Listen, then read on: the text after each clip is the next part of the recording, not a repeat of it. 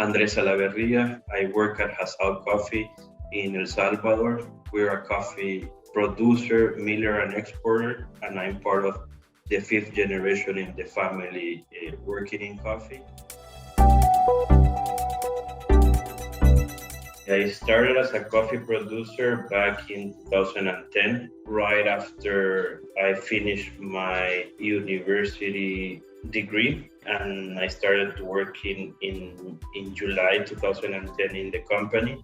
Then in 2011, I was part of the Ernesto Illy Coffee Masters in Science in Economic in Trieste, Italy, which was great for my knowledge and understanding and getting to know more about the industry, and not just on the producer side of the industry, but along the whole supply chain. And then I came back working in the family business in July 2011. So yes, I started like formally working in coffee in 2010, but it's been in all of my life.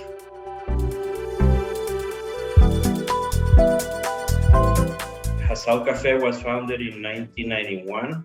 So we're 30 years now, because it's in the December 3rd, we're gonna have 31 years this year. And we're really looking forward to be many years more in the industry.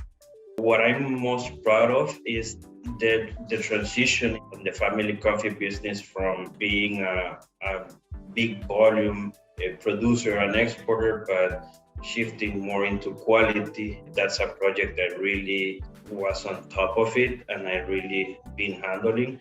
So I really feel proud of how, not me, because if it wasn't for my team, it wouldn't be possible, but how my team commitment has been to these new quality trends and being able to work on all the traceability and all these new processing techniques in order to offer high quality products. I think it's been our greatest achievement, and being able to offer a big portfolio of coffees, it's one of our biggest assets.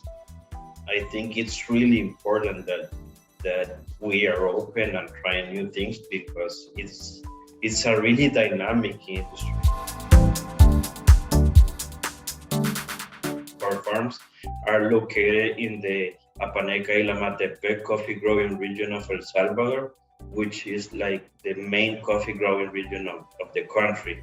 Our farms are located at really diverse areas among the region, which makes each farm unique. A part of that, most of our farms start from 1,200 meters above sea level and above. So really makes it an ideal altitude for coffee growing. Also the soils, the microclimate, the environment, and our people makes really an ideal place for coffee growing and producing coffee that's good for quality. We separate farms among tablones. I think there's a combination. Like first, it's like a history. That's how ancestors did, and sometimes farms that we purchase in the road through time, they were already separated through tablones. So we continue with that, but also there might be one area in the farm that's completely different than other, or might be an area in the farm that you have a specific project or of a specific variety that you want to differentiate from other parts of the farm, or areas that are unique during the farm.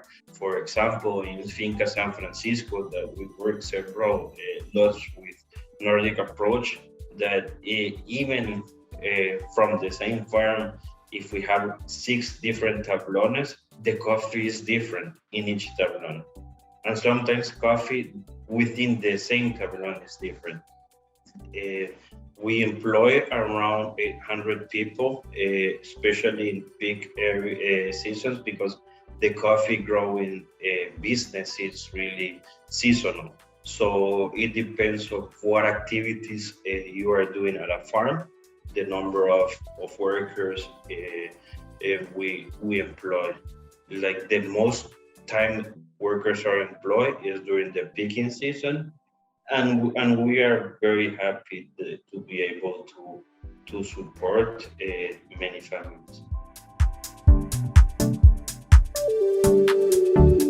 80% of our farms is cultivated with the Bourbon variety and pacas, and we call it hybrid San Francisco. Hybrid San Francisco is a natural mutation from with Bourbon and pacas, and now we have started seeing new varieties coming to place like Catuai, Caturra, Kenya SL28, Batian, Geishas, a little bit of Marsellesa, which is resistant and productive, Ovara, and Ethiopia Herder. But our main farms, the main variety is Bourbon.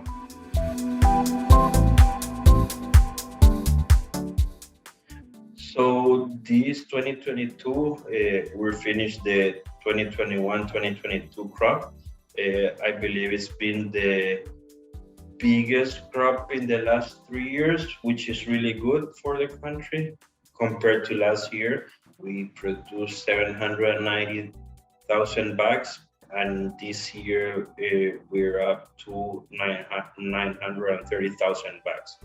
The crop is not closed yet, and sometimes the official figures for the crop should be in September, but just by now seeing an increase in 20%, it's really glad to see the country is moving in the right direction, and really hoping this increase will be even more and bigger for next year.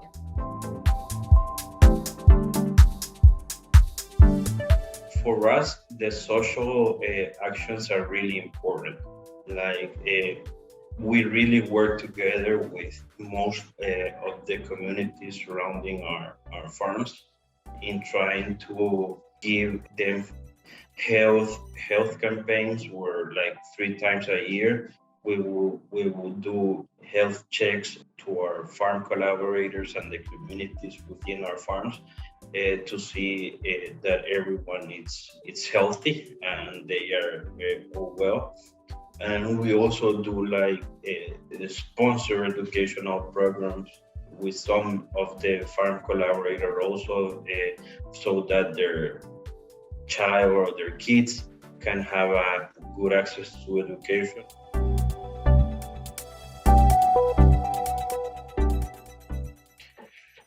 For a roaster interested in my coffee, I will say, first of all, thank you for the interest. If you are a roaster and have purchased my coffee before, thank you for the support, because your purchase and your support really help us to put back into our farms. The coffee you purchase from us through Nordic Approach help us like to have a long-term relationship with Nordic Approach that allows us to project what will be our investments in the farms. So thank you for supporting our project and our coffees. I would like to say a consumer that's just about to try a cup of our coffee, that they are about to try one of the most delicious coffees for me, and I'm sure it will be for them, because El Salvador coffee for me is one of the most unique and most amazing quality origins in the world. So really looking forward for that.